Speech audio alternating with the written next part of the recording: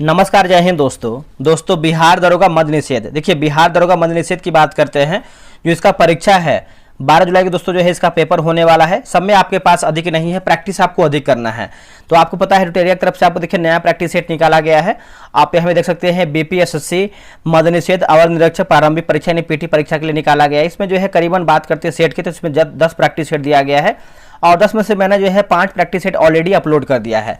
देखिए, आपका सपोर्ट रहता है तो हम इसको पूरा खत्म करवा देंगे और बिहार दरोगा मद निषेध के लिए जो आपका है बहुत बेहतर से बेहतर क्वेश्चन लेके आने वाले हैं। जिस तरीके से आप देखेंगे तो दरोगा पीटी में आपका पेपर पूछा था 1799 में, उसी लेवल से आपको जो है क्वेश्चन करवाने वाले हैं। ठीक है दोस्तों, तो चलिए हम सेट नंबर जो है 6 आज हम देख लेते हैं। पूरा 100 क्वेश्चन को देखेंगे, डिस्कशन के साथ देखेंगे और एक एक क्वेश्चन को जो है डिस्कस करने वाले हैं।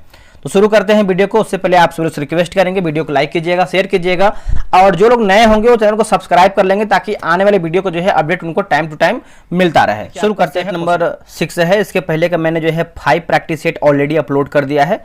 आप उसको नहीं देखें तो जाकर के देख लीजिए ताकि आपका रिविजन बहुत बेहतर हो जाए। ठीक है, तो चलिए वीडियो को शुरू करते हैं। पहला हमारा प्रश्न क्या है देखेंगे। देखिए, पहला प्रश्न देखेंगे तो यहाँ पे दिया गया है कथन और निष्कर्ष है।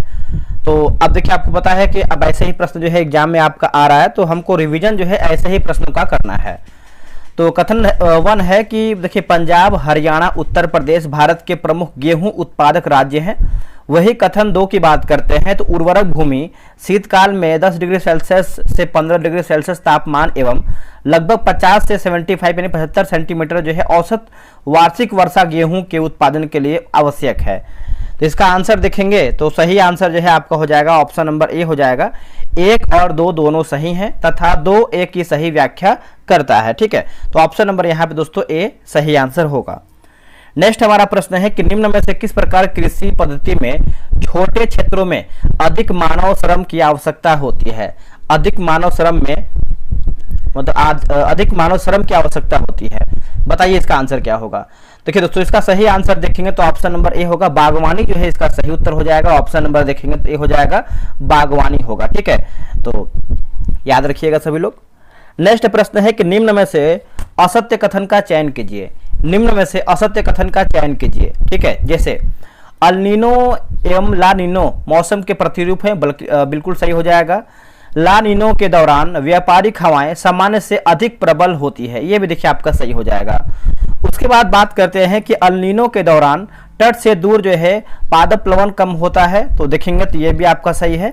डी हमारा असत्य है कि अल नीनो एवं ला नीनो एक प्रकार का झंझावात है, ये देखिए आपका असत्य आंसर हो जाएगा। तो पूछा गया हमारा गलत आंसर क्या यानी असत्य क्या है, तो ऑप्शन नंबर डी हमारा जो है असत्य हो जाएगा। निम्नलिखित कथनों पर विचार कीजिए, सही नहीं यानी हमारा असत्य क्या है ये पूछ रहा है, हमारा गलत आंसर क्या है। देखिए, पारिस्थितिकीय तंत्र की संकल्पना डार्विन ने प्रतिपादित किया था, ये देखिए आपका असत्य यानी हमारा गलत हो जाएगा। दूसरा है कि वायु पारिस्थितिकीय तंत्र का जीवित संगठक नहीं है, ये आपका बिल्कुल सही है। हरे पौधे पारिस्थितिकीय तंत्र के जैविक घटकों में उत्पादक घटक हैं, ये देखिए आपका सही हो जाएगा। ठीक है, तो पूछा गया है असत्य क्या है, तो ऑप्शन नंबर बी हमारा यानी केवल 1 असत्य है, बाकी 2 और 3 जो है सही हो जाएगा। देखिए, बहुत जल्द आपका जो है लूसेंट सिलेक्शन 4.0 जो आपका चौथा बैच है बहुत जल्द आने वाला है। टेलीग्राम थोड़ा सा 22 तारीख तक जो है आपका थोड़ा सा बैन किया गया है नीट एग्जाम के लिए। ठीक है, तो बहुत जल्द और तगड़े तरीके से लेके आना है आप सभी लोग के लिए लूसेंट का। यहाँ देखिए तूफान है और आपका एक तरफ जो है देश दिया गया है, मिलान करके बताना है। देखिए, विली विली की बात करते हैं तो आपको पता है ऑस्ट्रेलिया में जो है विली विली देखने को मिलता है। हरिकेन की बात करते हैं तो आपको अमेरिका में देखने को मिलता है। टाइफून की बात करते हैं तो चीन में है और बागियों की बात करते हैं तो आपको फिलीपींस में देखने को मिलता है। ठीक है, तो 1 2 4 3 1 2 4 3 ऑप्शन नंबर देखेंगे तो दिया गया है ऑप्शन नंबर बी में, एक सेकेंड, 2 1 4 3 है ना, 2 1 4 3 है, ऑप्शन नंबर बी होगा 2 1 4 3। अब यहाँ पे देखिए सूची 1 में नहर है, सूची 2 में जोड़ती है, कौन सी नहर किसको जोड़ती है ये आपका प्रश्न पूछ रहा है। जैसे बात करते हैं किल नहर, किल नहर की बात करते हैं तो उत्तरी सागर व बाल्टिक सागर को जोड़ती है। सू नहर की बात करते हैं तो भूमध्य सागर व लाल सागर को जोड़ती है। पनामा नहर की बात करते हैं तो हो जाएगा सुपीरियर झील व हीरोइन झील को जोड़ता है। और सुएज नहर की बात करते हैं तो अटलांटिक महासागर व प्रशांत महासागर को जोड़ता है। ठीक है, तो देखिए 6 का आंसर देखेंगे तो ऑप्शन नंबर यहाँ पे दोस्तों ए हो जाएगा, 2 4 3 1 2 4 3 1। ठीक है, चलिए नेक्स्ट हमारा प्रश्न है अब यहाँ पे देखिए पूछा गया है कि नीचे दिए गए युग्मों में से कौन सा युग्म जो है सही सुमेलित नहीं, यानी हमारा असत्य क्या है। अनुसंधान संस्थान और क्षेत्र दिया गया है, अनुसंधान संस्थान और क्षेत्र। बात करते हैं शुष्क वन अनुसंधान संस्थान जोधपुर, बिल्कुल सही है। हिमालय वन अनुसंधान संस्थान देहरादून, ये देखिए आपका असत्य आंसर हो जाएगा, ये आपको शिमला हिमाचल प्रदेश में है। बाकी वर्षा वन अनुसंधान संस्थान की बात करते हैं जोरहाट, बिल्कुल सही है। उष्णकटिबंधीय उष्णकटिबंधीय वन अनुसंधान संस्थान की बात करते हैं तो ये आपको जबलपुर में देखने को मिलता है, ये आपका सही है, ठीक है। तो पूछा गया है असत्य क्या है, तो ऑप्शन नंबर बी आप जो है इसको बनाइएगा क्या, तो शिमला बनाइएगा, शिमला हिमाचल प्रदेश। निम्नलिखित में से कौन सा कथन सत्य, यानी हमारा सही आंसर क्या है, ठीक है। देखिए इसमें सही पूछ रहा है तो ऑप्शन नंबर डी होगा, अभ्रक कोडरमा में पाया जाता है, ये आपका बिल्कुल सही हो जाएगा। तो 8 का आंसर देखेंगे तो ऑप्शन नंबर डी हो जाएगा। भारतवर्ष में चावल की खेती उन क्षेत्रों में होती है जहां वार्षिक वर्षा होती है, जहां वार्षिक वर्षा होती है। बताइए इसका आंसर क्या होगा। देखिए दोस्तों 9 का आंसर देखेंगे तो ऑप्शन नंबर ए होगा, 100 सेंटीमीटर से अधिक होता है। क्या होगा इसका उत्तर, 100 सेंटीमीटर से अधिक होता है, ऑप्शन नंबर यहाँ पे होगा। देखिए अगर आपको वीडियो पसंद आ रहा है तो वीडियो को लाइक कीजिएगा। हम ये चाह रहे हैं कि आप सभी को जो एग्जाम से पहले इसको बेहतर से बेहतर सेट करवा दे, अधिक से अधिक मात्रा में एमसीक्यू करवा दे। जैसे एग्जाम में देखेंगे तो स्टेटमेंट बेस्ड क्वेश्चन है, मिलान करने वाला, तो इस तरीके से आपको जो है क्वेश्चन हम करवा दें रिविजन के तौर पर, है ना दोस्तों।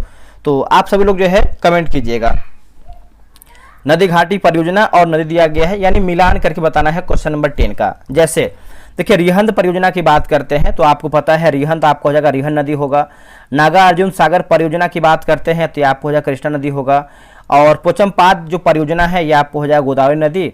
और माथा टीला की बात करते हैं तो हो जाएगा बेतवा नदी, ठीक है। तो देखिए आपको हो जाएगा 3 4 1 2, 3 4 1 2, ऑप्शन नंबर यहाँ पे डी में दिया गया है 3 4 1 2। नेक्स्ट है कि जलोढ़ मिट्टी के संदर्भ में नीचे दिए गए कथनों में से सही कथन को चुनिए। सत्य बताना है, सही हमारा क्या है। देखिए इस मिट्टी में फास्फोरिक एसिड भरपूर मात्रा में जो है पाया जाता है, यही आपका देखेंगे तो ऑप्शन नंबर जो है 11 का सी सही हो जाएगा, ठीक है। चलिए नेक्स्ट हमारा प्रश्न है क्वेश्चन नंबर 12। भारत का सर्वाधिक आबादी वाला द्वीप कौन सा है।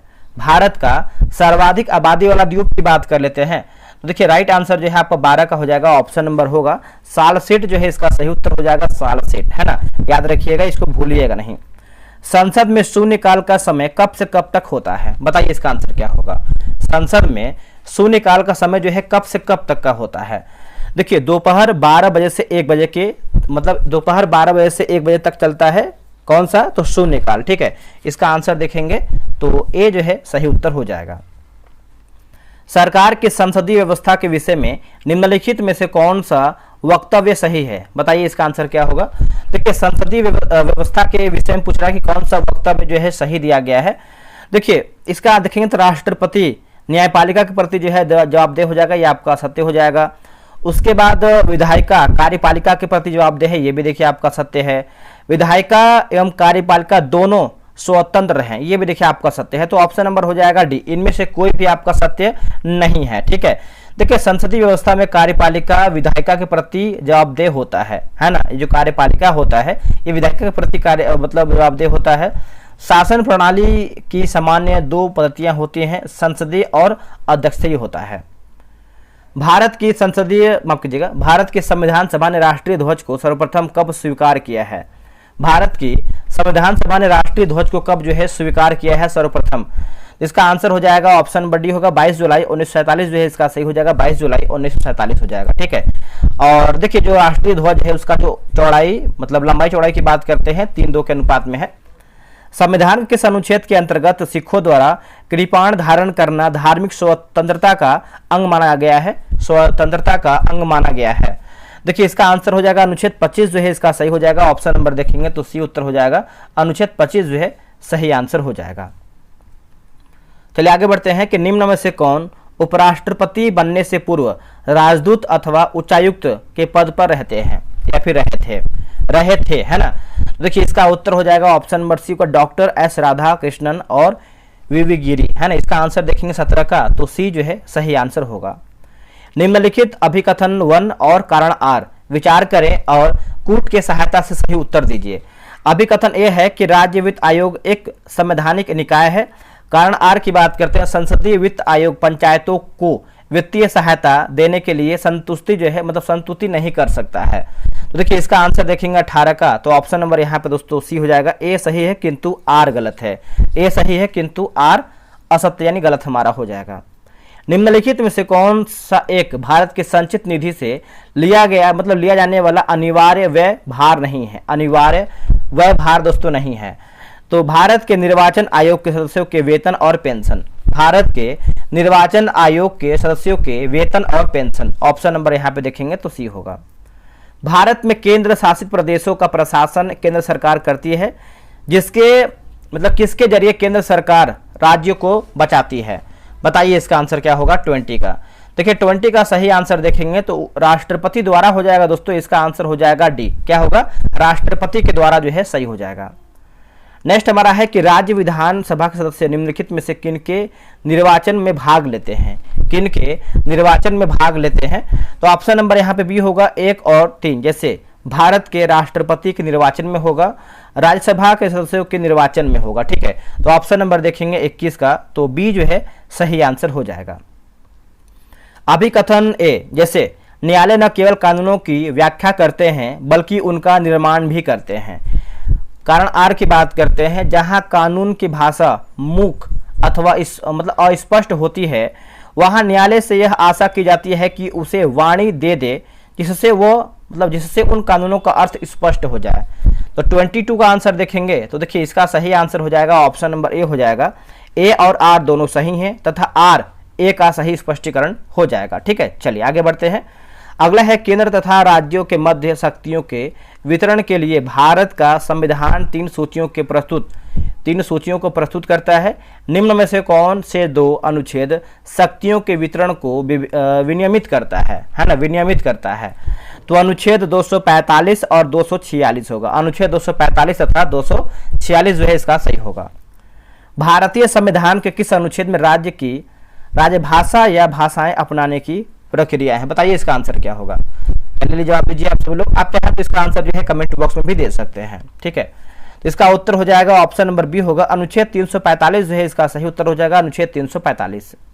उपराष्ट्रपति सीपी राधाकृष्णन द्वारा विमोचित सनातन संस्कृति की अटल दृष्टि नामक पुस्तक जो है किसने लिखा है। इसका सही आंसर देखेंगे 25 नंबर का, तो हो जाएगा वासुदेव देवनानी होगा, क्या होगा आंसर वासुदेव देवनानी। झारखंड के पूर्व मुख्यमंत्री शिबू सोरेन का निधन हो गया, वे किस राजनीतिक पार्टी के संस्थापक थे, वे किस राजनीतिक पार्टी के संस्थापक थे। बहुत ही बेहतरीन प्रश्न है, करंट अफेयर का प्रश्न है। देखिए इसका आंसर हो जाएगा ऑप्शन नंबर ए होगा, झारखंड मुक्ति मोर्चा होगा, ठीक है। इसका उत्तर हो जाएगा ए, झारखंड मुक्ति मोर्चा। हाल ही में किस यूरोपीय देश द्वारा अंतर्राष्ट्रीय अपराध न्यायालय से अपनी सदस्यता जो है वापस ले लिया है। इसका उत्तर हो जाएगा ऑप्शन नंबर सी होगा, हंगरी जो है इसका राइट आंसर हो जाएगा, ऑप्शन नंबर सी हो जाएगा हंगरी। देखिए 3 अप्रैल 2025 को हंगरी के प्रधानमंत्री विक्टर ऑर्बन ने अंतर्राष्ट्रीय अपराध न्यायालय यानी आईसीसी से अपनी सदस्यता जो है वापस लेने की घोषणा किया है। किस देश ने पहली बार राष्ट्रीय भूतापीय ऊर्जा नीति 2025 शुरू किया है, किस देश ने पहली बार राष्ट्रीय भूतापीय ऊर्जा नीति 2025 जो है शुरू किया है। तो देखिए 28 का आंसर हो जाएगा अपना भारत हो जाएगा, ऑप्शन नंबर सी हो जाएगा भारत। हाल ही में फिक्की के नए अध्यक्ष जो है किसे नियुक्त किया गया है, बहुत ही अच्छा प्रश्न है दोस्तों, बेहतरीन प्रश्न है। देखिए फिक्की के नए अध्यक्ष की बात कर लेते हैं, तो किसे बनाया गया है, बताइए इसका उत्तर। तो अनंत गोयनका जो है इसका सही उत्तर हो जाएगा, ऑप्शन नंबर देखेंगे तो ये हो जाएगा Anant Goenka. Federation of India chambers of commerce and industry इसका जो है फुल फॉर्म होता है, ठीक है। चलिए आगे बढ़ते हैं। अगला हमारा प्रश्न है कि 97वें अकादमी पुरस्कार यानी ऑस्कर 2025 से संबंधित कौन सा युग्म सही सुमेलित है, सही इसमें पूछ रहा है। देखिए सर्वश्रेष्ठ फिल्म की बात करते हैं अनोरा, बिल्कुल सही हो जाएगा। सर्वश्रेष्ठ अभिनेता की बात करते हैं तो एड्रियन ब्रॉडी, ये भी देखिए आपका सही है। सर्वश्रेष्ठ निर्देशक की बात करते हैं सीन बेकर, ये भी देखिए आपका सही है। तो पूछा गया है सही हमारा क्या है, तो ऑप्शन नंबर डी, उपरोक्त में से सभी ऑप्शन जो है सभी कथन जो है सही है। 13 फरवरी 2026 को भारत सरकार ने ग्रामीण स्थानीय निकायों या फिर पंचायती राज संस्थाओं को मजबूती प्रदान करने के उद्देश्य से बिहार राज्य के लिए डैश राशि जारी की है, बिहार राज्य के लिए। देखिए इसका उत्तर हो जाएगा 802.40 करोड़ रुपया हो जाएगा। इसका उत्तर देखेंगे तो बी जो है दोस्तों सही आंसर हो जाएगा। अगला है लॉन टेनिस 2025 और विजेता दिया गया है, लॉन टेनिस 2025 और विजेता। ठीक है, देखिए इसका आंसर देखेंगे, जैसे अगर ऑस्ट्रेलियन पुरुष एकल की बात करते हैं तो जैनिक सिनर हो जाएगा। फ्रेंच पुरुष एकल की बात कर लेते हैं तो कार्लोस अल्कराज। विंबलडन महिला एकल की बात कर लेते हैं तो इगा स्वितेक होगा। यूएस ओपन महिला एकल की बात करते हैं तो आरेना सबालेंका होगा। ठीक है, 1 2 3 4 आंसर देखेंगे तो ऑप्शन नंबर सी में दिया गया है 1 2 3 4। ठीक है, चलिए आगे बढ़ते हैं। नासा द्वारा पंच मिशन किसके अध्ययन के लिए लॉन्च किया गया है? नासा द्वारा पंच मिशन किसके अध्ययन के लिए लॉन्च किया गया है? दोस्तों ये जो आपका नासा है पंच मिशन जो लॉन्च किया है, इसका आंसर देखेंगे तो ऑप्शन नंबर यहाँ पे डी होगा, उपयुक्त में से कोई भी नहीं होगा। बात करते हैं पंच मिशन। देखिए ये जो मिशन है सूर्य के बाहरी कोरोना और सौर हवा के अध्ययन करने के लिए जो है लॉन्च किया गया है, जो कि ऑप्शन में सूर्य वगैरह नहीं दिया है। ठीक है, अगस्त 2025 में पृथ्वी 2 और अग्नि 1 बैलिस्टिक मिसाइल का सफल परीक्षण कहाँ किया गया है? देखिए सफल परीक्षण की बात करते हैं दोस्तों, ये किया गया है उड़ीसा के चांदीपुर में किया गया है। ऑप्शन नंबर देखेंगे तो ए हो जाएगा, उड़ीसा के चांदीपुर में इसका जो है परीक्षण किया गया है। निम्नलिखित में से कौन विश्व दलहन दिवस 2026 जो है 2026 का दिवस का थीम पूछ रहा है? तो सबसे पहले हम इसका आंसर देखेंगे तो देखिए इसका आंसर अगर हम देखें, जो विश्व दलहन दिवस जो है ये मनाते हैं 10 फरवरी को मनाते हैं। पहले ये आप जानेंगे 10 फरवरी को हम मनाते हैं, और इसका जो थीम है ना, तो ये हो जाएगा विश्व का दलहन सादगी और उत्कृष्टता की ओर। ठीक है, इसका उत्तर जो है सी होगा। प्रधानमंत्री जीवन योजना का दायरा एवं समय सीमा बढ़ाकर कितना कर दिया गया है? इसका सही आंसर देखेंगे 36 नंबर का, तो ऑप्शन नंबर यहाँ पे बी होगा, 2028 से 29 हो जाएगा। क्या होगा आंसर? 2028 से 29 जो है इसका सही उत्तर हो जाएगा। विश्व स्वास्थ्य संगठन WHO ने किस देश को रूबेला मुक्त घोषित किया है? रूबेला मुक्त घोषित किया है तो ये हो जाएगा ऑप्शन नंबर बी, नेपाल जो है इसका सही आंसर हो जाएगा। ऑप्शन नंबर देखेंगे तो बी उत्तर हो जाएगा, नेपाल होगा। चरण पादुका योजना किस राज्य के द्वारा जो है शुरू किया गया है? चरण पादुका योजना जो है किस राज्य द्वारा दोस्तों देखेंगे तो शुरू किया गया है? तो ये शुरू किया है छत्तीसगढ़ के द्वारा। इसका उत्तर हो जाएगा छत्तीसगढ़ जो है सही आंसर हो जाएगा। अगला है कि विश्व पर्यावरण दिवस 2025 का थीम क्या है? दोस्तों विश्व पर्यावरण दिवस की बात करते हैं तो इसका थीम पूछ रहा है। ठीक है, तो इसका उत्तर हो जाएगा वैश्विक प्लास्टिक प्रदूषण को खत्म करना। वैश्विक प्लास्टिक प्रदूषण को खत्म करना, ऑप्शन नंबर यहाँ पे 39 का ए सही होगा। अब यहाँ पे देखिए कराधान और व्यक्तित्व दिया गया है, यानी मिलान करके बताना है। तो चलिए मिलाते हैं इसको सही तरीके से। जैसे अगर हम यहाँ पे देखें, देखिए गोधाम योजना की बात करते हैं तो हो जाएगा छत्तीसगढ़ हो जाएगा। श्रम श्री योजना की बात करते हैं तो हो जाएगा पश्चिम बंगाल। उसके बाद श्रमिक बसेरा योजना की बात करते हैं तो हो जाएगा गुजरात। मुख्यमंत्री प्रतिज्ञा योजना की बात करते हैं तो यह हो जाएगा बिहार। ठीक है, तो इसका आंसर जो है 40 का ऑप्शन नंबर सी 1 2 3 4 राइट हो जाएगा। 29 मार्च 2025 को भारत की राष्ट्रपति द्रौपदी मुर्मू ने राष्ट्रीय पर्यावरण सम्मेलन की जो उद्घाटन है दोस्तों कहाँ पे किया है? तो ये हो जाएगा ऑप्शन नंबर डी, नई दिल्ली में किया गया है, एंड इसका उत्तर हो जाएगा डी, नई दिल्ली में। प्रधानमंत्री मोदी ने किस राज्य में वधावन बंदरगाह की आधारशिला रखी है? दोस्तों वधावन बंदरगाह की आधारशिला की बात करते हैं तो ये रखा गया है महाराष्ट्र हो जाएगा। इसका आंसर हो जाएगा देखेंगे तो 42 का हो जाएगा ऑप्शन नंबर सी, महाराष्ट्र जो है सही हो जाएगा। अब यहाँ देखिए कथन ये है कि वर्ष 1920 से 22 और 1930 से 34 के दो राष्ट्रवादी जन आंदोलन ने बड़े पैमाने पर किसानों और श्रमिकों का राजनीतिकरण किया था। कथन 2 की बात करते हैं, किसानों और श्रमिकों के शोषण ने उन्हें अंग्रेजों के विरुद्ध आवाज उठाने के लिए जो है प्रेरित किया है। तो 43 का आंसर देखेंगे तो ऑप्शन नंबर दोस्तों यहाँ पे ए हो जाएगा। 1 और 2 दोनों सही हैं तथा 2 एक ही सही व्याख्या करता है। वेदांत या उत्तरी मीमांसा दर्शन के प्रतिपादक हैं कौन? इसका आंसर क्या होगा दोस्तों? इसका आंसर हो जाएगा बादरायण जो है इसका सही उत्तर हो जाएगा। ऑप्शन नंबर यहाँ पे सी हो जाएगा, बादरायण। निम्न कथनों पर विचार कीजिए, उपरोक्त कथनों में से कौन आपका सही है? ठीक है, देखिए इसमें देखेंगे तो 45 नंबर है, सही पूछ रहा है। देखिए वर्धमान महावीर की माता जो है लिच्छवी नरेश चेटक की पुत्री थी, ये देखेंगे तो आपका जो है सही आंसर गलत नहीं असत्य हो जाएगा। देखिए वर्धमान महावीर की माता त्रिशला लिच्छवी नरेश चेटक की बहन थी, न कि पुत्री थी, है ना, तो यहाँ पुत्री दिया गया है तो असत्य हो जाएगा, ये पहला गलत है। गौतम बुद्ध की माता कोलीय राजवंश की राजकुमारी थी, बिल्कुल सही है। 23वें तीर्थंकर जो है पार्श्वनाथ बनारस के थे, ये भी देखिए सही है। तो ऑप्शन नंबर यहाँ पे दोस्तों सी होगा। 2 और 3 जो है इसका सही आंसर हो जाएगा, 2 और 3। ठीक है, चलिए आगे बढ़ते हैं। निम्न में से किस शिलालेख में अशोक ने यह घोषणा अंकित करवाई है कि किसी भी समय चाहे वो खाता रहूं या रानी के साथ विश्राम करता रहूं या मैं अपने अंतशाला में रहूं, मैं जहां भी रहूं मेरे महामात्य मुझे सार्वजनिक कार्य के लिए संपर्क कर सकते हैं। ठीक है, देखिए इसका आंसर देखेंगे 46 का, तो छठा शिलालेख जो है इसका सही उत्तर हो जाएगा। ऑप्शन नंबर यहाँ पे जो है डी हो जाएगा, ऑप्शन नंबर डी याद रखिएगा। ठीक है, तो इसका आंसर देखेंगे 46 नंबर का, तो हो जाएगा ऑप्शन नंबर डी को शिलालेख जो है छठा शिलालेख हो जाएगा। आगे बढ़ते हैं कि किस सुल्तान के शासनकाल में एक नया पद नाइब ए मुमलिकत है ना, मुमलिकत सृजित किया गया है। नाइब ए मुमलिकत जो है सृजित किया गया है। ठीक है, देखिए 47 की बात करते हैं तो लिखा गया है बहराम शाह जो है इसका सही आंसर हो जाएगा, ऑप्शन नंबर ए हो जाएगा बहराम शाह। ठीक है, आगे बढ़ते हैं। अब यहाँ पे देखिए कराधान दिया गया है और एक तरफ हमारा जो है व्यक्तित्व दिया गया है, कराधान और व्यक्तित्व। ठीक है, जैसे अगर हम बात करते हैं 48 नंबर का दहसाला प्रणाली की बात करते हैं तो ये हो जाएगा आपका राजा टोडरमल होगा। बिघा ए दफ्तरी दोस्तों ये हो जाएगा शाहजहां। बिस्वा की बात करते हैं बिस्वा तो ये आपको हो जाएगा अलाउद्दीन खिलजी। गज की बात करते हैं सिकंदर लोदी होगा। 3-1-4-2 है ना, ऑप्शन नंबर देखेंगे तो सी में दिया गया है 3-1-4-2। चलिए आगे बढ़ते हैं। अगला कि बाबर को 1530 ईस्वी में पहली बार कहाँ जो है दफनाया गया था। बाबर को 1530 ईस्वी में पहली बार कहाँ दफनाया गया था, बताइए इसका आंसर क्या होगा।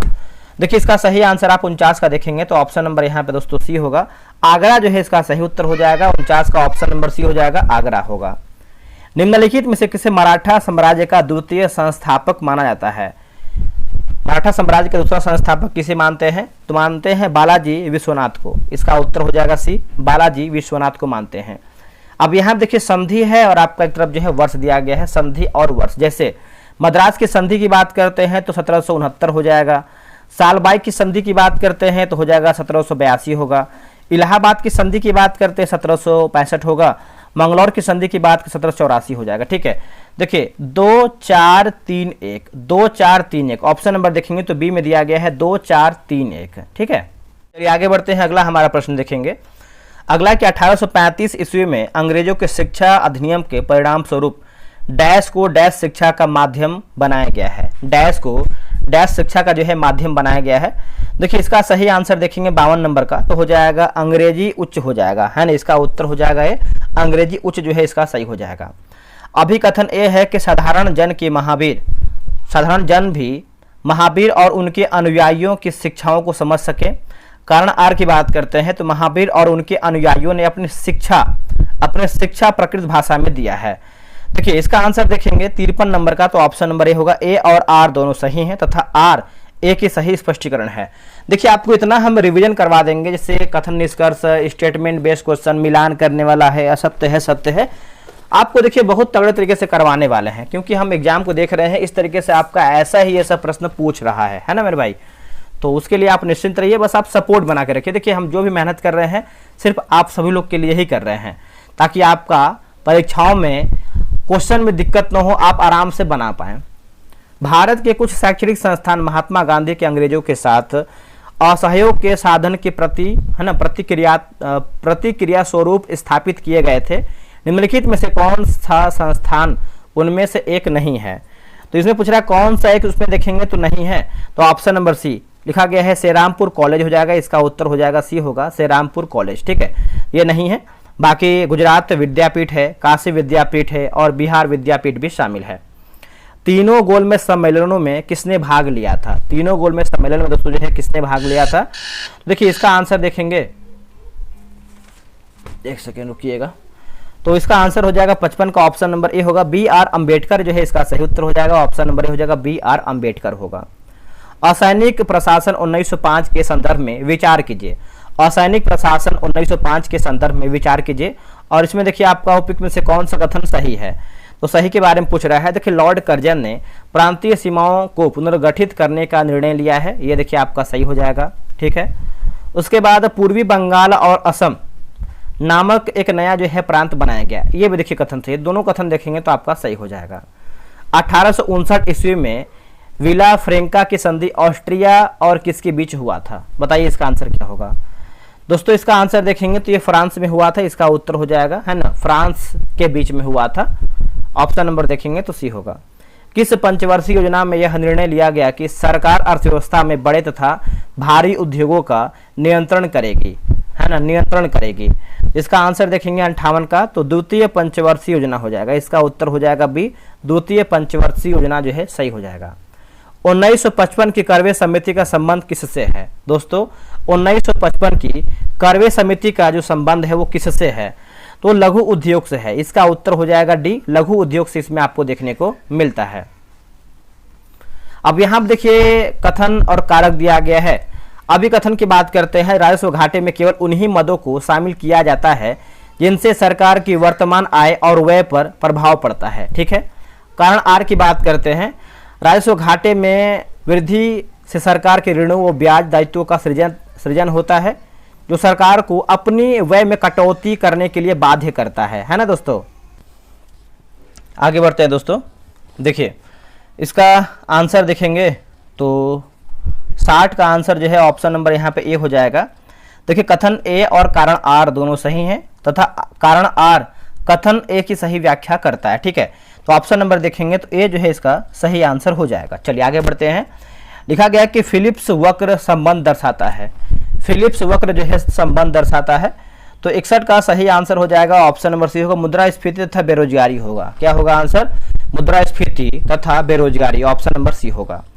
यदि फ़ारेनहाइट पैमाने पर मापा गया तापमान 180 डिग्री फ़ारेनहाइट है तो सेल्सियस पैमाने पर तापमान क्या होगा? देखिए दोस्तों सेल्सियस पैमाने पे तापमान की बात करते हैं तो 82 यानी 82.5 डिग्री आप बोल सकते हैं। ऑप्शन नंबर यहाँ पे जो है टी होगा। निम्नलिखित में से कौन सी प्रकाशीय परिघटना यह प्रमाणित करता है कि प्रकाश एक अनुप्रस्थ तरंग है? प्रकाश एक जो है अनुप्रस्थ तरंग है। ठीक है, बताइए इसका आंसर क्या होगा? तो ये ध्रुवण हो जाएगा। इसका उत्तर हो जाएगा सी, ध्रुवण जो है इसका सही आंसर हो जाएगा। कुछ तालाबों के जल देखने में हरे रंग के प्रतीत होते हैं, ऐसा क्यों? कुछ तालाबों के जल देखने में हरे रंग का प्रतीत होता है, ऐसा क्यों? देखिए इसमें देखेंगे तो 64 नंबर है। तो फॉस्फेट, नाइट्रेट एवं अन्य प्रदूषक जल के साथ मिलकर इसे हरा रंग प्रदान करते हैं। जल में शैवालों की अत्यधिक वृद्धि के कारण जो है होता है।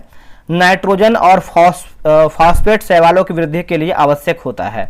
तो ऑप्शन नंबर यहाँ पे डी हो जाएगा। उपयुक्त में से एक से अधिक जो है सही आंसर हो, मतलब सभी हमारा है, एक से अधिक नहीं, तीनों हमारा सही है, उपयुक्त में सभी। निम्नलिखित में से किस तत्व की परिवर्ती संयोजकता होती है? निम्नलिखित में से किस तत्व की परिवर्ती संयोजकता होती है? तो 65 का आंसर देखेंगे तो ऑप्शन नंबर सी होगा, लोहा जो है इसका सही उत्तर हो जाएगा। 65 का ऑप्शन नंबर सी हो जाएगा, लोहा। अगला है कि परमाणु क्रमांक को निरूपित करने के लिए हेनरी मोसले ने किस प्रतीक का उपयोग किया था? किस प्रतीक का उपयोग किया था? ठीक है, 66 का सही आंसर क्या होगा? देखिए 67 मतलब आपकी जगह 66 की बात करते हैं, जेड हो जाएगा। ऑप्शन नंबर सी हो जाएगा, जेड। इनमें से किस भोजन को बॉडी बिल्डिंग भोजन कहते हैं, है ना? बॉडी बिल्डिंग भोजन कहते हैं, तो इसका उत्तर हो जाएगा प्रोटीन से भरपूर भोजन, जैसे कि मटन, चिकन, पनीर, जो भी सारा आइटम जो पनीर मतलब प्रोटीन देखने को मिलता है। ठीक है, अगला कि शंकुधारी वृक्ष, उसके शंकुधारी वृक्ष साइकेड और जिंको पौधे निम्नलिखित में से किस पादप समूह से संबंधित है? इसका आंसर क्या होगा बताइएगा। इसका सही आंसर देखेंगे दोस्तों तो ऑप्शन नंबर डी हो जाएगा, अनावृत्ति बीजी हो जाएगा। इसका उत्तर हो जाएगा डी, अनावृत्ति बीजी जो है इसका सही आंसर हो जाएगा। ठीक है, चलिए आगे बढ़ते हैं। निम्नलिखित में से किस रोगों को हैंडसेट रोग के रूप में जाना जाता है? हैंडसेट रोग के रूप में हम इसको जानते हैं, तो इसका आंसर हो जाएगा ऑप्शन नंबर सी, कुष्ठ रोग जो है इसका सही उत्तर हो जाएगा। ऑप्शन नंबर सी हो जाएगा, कुष्ठ रोग होगा। निम्नलिखित कथनों पर विचार कीजिए। उपरोक्त में से कौन सा कथन जो है आपका सही दिया गया है? ठीक है, सही के बारे में पूछ रहा है, तो 70 का आंसर देखेंगे तो ऑप्शन नंबर बी केवल दूसरा सही है। पौधे एवं पशु में प्रजनन की विधि निषेचन, ऑप्शन नंबर बी आपका सही होगा। मवेशियों में लिखा गया है मेटकाउ रोग तथा मनुष्यों में CR जैकब रोग का कारक क्या है? कारक की बात करते हैं तो लिखा गया है ऑप्शन नंबर बी होगा, प्रोन्सक प्रिओन होगा। पाचन के संबंध में निम्न में से कौन सा क्रम सही है? दोस्तों पाचन के संबंध में क्रम पूछ रहा है कौन सा सही है। देखिए पहले मुखगुहिका, ग्रसिका, अमाशय, क्षुद्रांत और बृहद्रांत हो जाएगा। विटामिन है और आपका स्रोत दिया गया है, मिलान यानी सुमेलित करके बताना है। जैसे विटामिन बी की बात करते हैं गेहूं चावल यकृत होगा। विटामिन सी की बात करते हैं तो मिर्च हो जाएगा, अमरूद हो जाएगा, आंवला होगा। विटामिन डी की बात करते हैं तो अंडा मछली। विटामिन ए की बात करते हैं आम पपीता गाजर। ठीक है, तो उपयुक्त सभी हमारा जो है सही है। अगला है कि pars distalis, pars intermedia, pars nervosa किस ग्रंथि के भाग हैं? बताइएगा कौन से ग्रंथि के भाग हैं ये सब? तो पीयूष ग्रंथि हो जाएगा, इसका उत्तर हो जाएगा सी पीयूष ग्रंथि। मिलान करना है, भौतिक राशि है और आपका एसआई मात्रक दिया गया है। भौतिक राशि और एसआई मात्रक, जैसे बल आघूर्ण की बात करते हैं तो न्यूटन मीटर हो जाएगा। यंग गुणांक की बात करते हैं तो न्यूटन प्रति मीटर स्क्वायर होगा। पृष्ठ तनाव की बात करते हैं तो न्यूटन प्रति मीटर हो जाएगा। और धारा घनत्व की बात करते हैं एम्पियर प्रति मीटर स्क्वायर हो जाएगा। ठीक है, तो इसका आंसर हो जाएगा 2 1 4 3। ऑप्शन नंबर यहाँ पे सी होगा 2 1 4 3। ठीक है, चलिए आगे बढ़ते हैं। निम्न युग्मों में से कौन सा युग्म जो है सही सुमेलित नहीं है? विद्युत चुंबकीय तरंग दैर्ध्य परास। ठीक है, तो देखिए 76 की बात करते हैं तो ऑप्शन नंबर सी अवरक्त किरण का यही असत्य है। बाकी पराबैंगनी, एक्स और गामा ये सब जो है सही दिया गया है। जब पानी में नमक मिलाया जाता है तो निम्न में से कौन सा परिवर्तन होता है? निम्न में से कौन सा परिवर्तन होता है? देखिए इसका आंसर हो जाएगा, बताइए क्या होगा? तो क्वथनांक बढ़ता है और जमाव बिंदु घटता है। ऑप्शन नंबर देखेंगे 77 का तो ए हो जाएगा। फ्यूज में प्रयुक्त होने वाले तार की विशेषता होती है। फ्यूज में प्रयुक्त होने वाले तार की विशेषता होती है तो 78 का हो जाएगा उच्च प्रतिरोध, माफ कीजिएगा उच्च प्रतिरोधक शक्ति तथा निम्न गलनांक हो जाएगा। 78 का ऑप्शन नंबर यहाँ पे सी होगा। फोटोग्राफी में कौन सा अम्ल प्रयोग किया जाता है? फोटोग्राफी में कौन सा अम्ल जो है दोस्तों प्रयोग होता है? तो ऑप्शन नंबर हो जाएगा ऑक्जेलिक अम्ल जो है इसका सही उत्तर हो जाएगा। ऑप्शन नंबर यहाँ पे बी हो जाएगा, ऑक्जेलिक अम्ल होगा।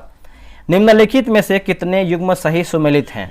इनमें से कितने युग्म जो है सही सुमेलित हैं? तो वाष्पीकरण की बात करते हैं द्रव से गैस, ऊर्ध्वपातन की बात करते हैं तो ठोस से गैस, निक्षेपण की बात करते हैं तो गैस से ठोस, और संलग्न की बात करते हैं ठोस से द्रव्य होगा। ठीक है, तो 80 का हो जाएगा ऑप्शन नंबर डी। उपयुक्त में से सभी ऑप्शन सही है। निम्नलिखित में से या फिर निम्नलिखित को घर्षण बल के बढ़ते क्रम में व्यवस्थित कीजिए। निम्नलिखित को घर्षण बल के बढ़ते क्रम में व्यवस्थित कीजिए। ठीक है, तो 81 का हो जाएगा लोटनिक सर्पी स्थैतिक। लोटनिक सर्पी स्थैतिक होगा। निम्न में से कौन प्रथम भारतीय पुलित्जर पुरस्कार विजेता है? बताइए इसका आंसर क्या होगा? इसका सही आंसर देखेंगे 82 का तो गोविंद बिहार लाल है ना, गोविंद बिहारी लाल। ऑप्शन नंबर यहाँ पर सी गोविंद बिहारी लाल सही होगा। भारत ने पहली बार चुनाव में उपरोक्त में से कौन, मतलब उपरोक्त में से कोई नहीं, यानी नोटा कब जो है लागू किया था? नोटा का जो बटन दोस्तों कब लाया था? तो इसका उत्तर हो जाएगा 2013 में। इसका उत्तर हो जाएगा बी 2013 में। भारत का कौन सा शहर सिटी ऑफ पैलेसेज के नाम से जाना जाता है? सिटी ऑफ पैलेसेज के नाम से जाना जाता है तो देखिए इसका आंसर हो जाएगा ऑप्शन नंबर यहाँ पे ए होगा, मैसूर जो है इसका सही उत्तर हो जाएगा। 84 का ए हो जाएगा मैसूर। यूनेस्को के विश्व विरासत स्थल में शामिल कंदरिया महादेव मंदिर किस राज्य में स्थित है? दोस्तों कंदरिया महादेव मंदिर की बात करते हैं तो ये आपको मध्य प्रदेश में देखने को मिलता है। इसका आंसर हो जाएगा डी मध्य प्रदेश में। ठीक है, चलिए आगे बढ़ते हैं। विश्व का सबसे बड़ा हिंदू मंदिर कहाँ पे स्थित है? विश्व का सबसे बड़ा हिंदू मंदिर की बात कर लेते हैं तो ये आपको कंबोडिया में देखने को मिलता है। ठीक है, इसका आंसर हो जाएगा ए, कंबोडिया जो है इसका सही आंसर हो जाएगा। ट्रंप शब्द का प्रयोग किस खेल में किया जाता है? ट्रंप शब्द का जो प्रयोग है कौन से खेल में किया जाता है? बताइए इसका आंसर क्या होगा? तो ब्रिज हो जाएगा, इसका उत्तर हो जाएगा बी, ब्रिज जो है सही होगा। अब यहाँ पे देखिए संगठन और मुख्यालय मिलान करके बताना है। ठीक है, बात करते हैं यूरोपीय संघ की बात करते हैं तो हो जाएगा ब्रुसेल्स होगा। विश्व स्वास्थ्य संगठन की बात करते हैं तो हो जाएगा जिनेवा। आसियान की बात करते हैं आसियान तो हो जाएगा जकार्ता। संयुक्त राष्ट्र संघ की बात करते हैं तो न्यूयॉर्क हो जाएगा। ठीक है, तो इसका आंसर हो जाएगा 88 का ऑप्शन नंबर यहाँ पे ए जो है सही हो जाएगा। राष्ट्रीय औद्योगिक दिवस प्रतिवर्ष जो है किसकी स्मृति मनाया जाता है? किसकी स्मृति मनाते हैं हम इसको? दोस्तों ये मनाते हैं पोखरण 2 हो जाएगा। इसका क्या होगा? Pokhran 2। What is the meaning of the idiom feather your on nest, है ना? तो इसका आंसर हो जाएगा 90 का ऑप्शन नंबर देखेंगे तो हो जाएगा ए, हो जाएगा मेक मनी अनफेयरली हो जाएगा। What is the synonym of the thrifty लिखा गया है, ठीक है। तो इसका आंसर हो जाएगा 91 का ऑप्शन नंबर देखेंगे तो हो जाएगा सी। से के द्वारा किस कारक का परसर्ग है? से के द्वारा तो हो जाएगा ऑप्शन नंबर बी करण हो जाएगा दोस्तों, क्या हुआ करण। राम आम खाता है वाच्य का कौन सा रूप है? देखिए वाच्य का रूप की बात करते हैं तो हो जाएगा कर्तवाच्य हो जाएगा, इसका उत्तर हो जाएगा सी कर्तवाच्य। निम्नलिखित में से कौन सा व्यंजन संधि का उदाहरण नहीं है दोस्तों? कौन सा इसमें नहीं है? तो 94 का देखेंगे तो विद्यालय नहीं है, बाकी जगदम्बा है, संतोष है और अहंकार भी हो जाएगा। अब यहाँ देखिए 95 का इसका आंसर देते हैं आपको, आराम से आप इसको बना लीजिएगा, ठीक है, क्योंकि बिना आप इसके बनाए स्कोर 5-6 क्वेश्चन अगर कम कर देते दिक्कत हो जाता है, इसलिए आप बना लीजिएगा वीडियो रोक करके। 96 का देखेंगे तो ऑप्शन नंबर ए। उसके बाद 97 का आंसर देख लेते हैं तो 97 का ऑप्शन नंबर यहाँ पे सी हो जाएगा। 98 का आंसर देखेंगे तो ऑप्शन नंबर यहाँ पे दोस्तों ए हो जाएगा, ठीक है। 99 की बात करते हैं तो ऑप्शन नंबर यहाँ पे ए हो जाएगा। 100 यानी आखिरी प्रश्न आपका देखेंगे तो ऑप्शन नंबर यहाँ पे 100 का बी हो जाएगा। दोस्तों 100 प्रश्न मेरा समाप्त हो गया है। आप लोगों ने कितना प्रश्न सही किया है कमेंट करके बताइए, और वीडियो को लाइक कीजिएगा, शेयर कीजिएगा, और जो लोग अभी तक चैनल को सब्सक्राइब नहीं किए हैं वो कर लेंगे, ताकि उनको टाइम टू टाइम वीडियो मिलता रहे, अपना स्कोर वो बढ़ाते रहें, रिवीजन करते रहें। और बहुत जल्द आपका लूसेंट का बैच आने वाला है, बिल्कुल तगड़े तरीके से कराने वाले हैं, जैसे एग्जाम में आपका प्रश्न पूछ रहा है वैसे ही कराने वाले हैं। तो चलिए मिलते हैं एक नई वीडियो में, आज के लिए इतना ही। जय हिंद, जय भारत।